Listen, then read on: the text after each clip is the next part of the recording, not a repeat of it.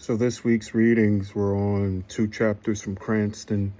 The first chapter was chapter 2, and it looks at the centennial celebration of the Moscow Arts Theater in 1997.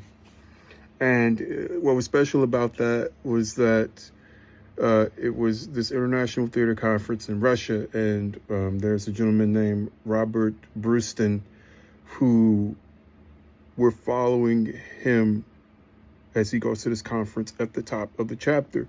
And it's interesting to look at this whole thing because at this conference, there are a lot of people there who were students of detractors or critics of Stanislavski throughout his time as, a theater practitioner in Russia.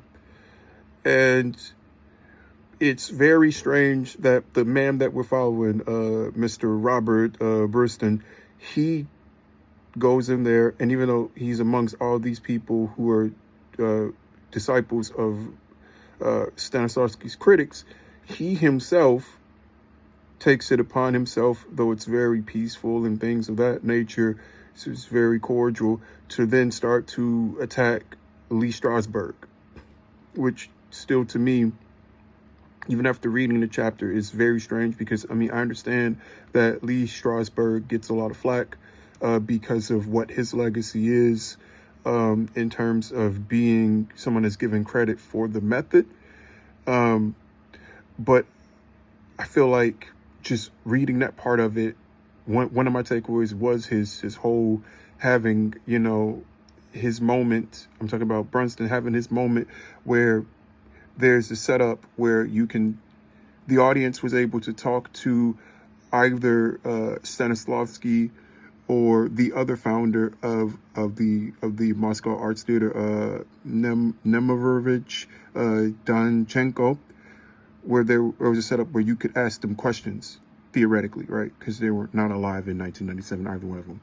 And Brunson takes it upon himself to ask questions about if Stanislavski was ashamed of Strasberg and what he had done to the system, Stanislavski's system.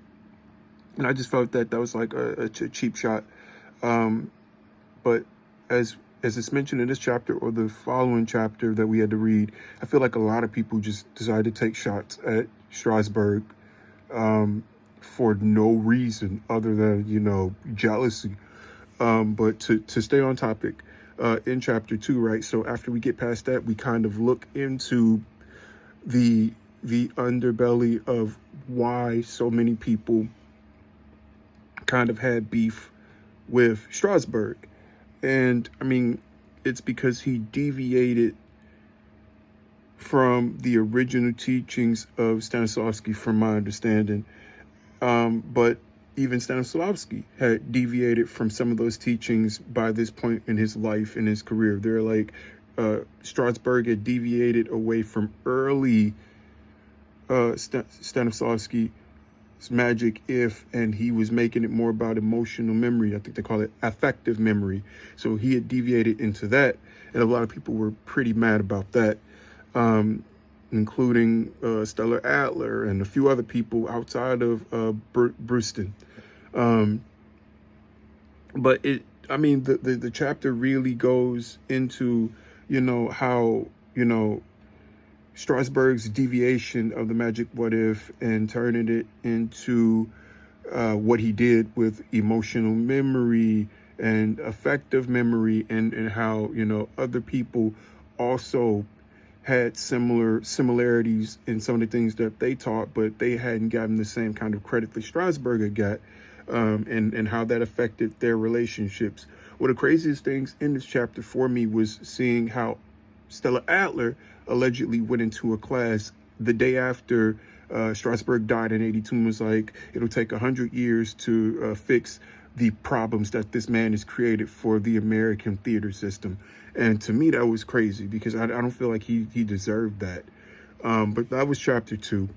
Chapter 19 wasn't so much about Strasberg, but he does get a shout in that chapter, because the chapter itself is about the actor studio and just its impact and its lineage, and how it has really evolved from just being this not for profit lifetime membership acting, directing, playwright studio in New York. Once you get in, you're in for life, and you don't have to pay. You just go and you do the work. You have to audition to get in. From it being that, which was started in the 40s in 1947, to it evolving and it being a part of the new school, and then it taking over and having its own like division for its conservatory that's named the School of Dramatic Arts at the new school, and it being a 3-year postgraduate program that exclusively only uses actor studio drama school's core curriculum as its core curriculum. So, I mean, those were the 2 chapters. I feel like Strasberg got ripped to shreds in chapter 2 unfairly, but, you know, that's what it is.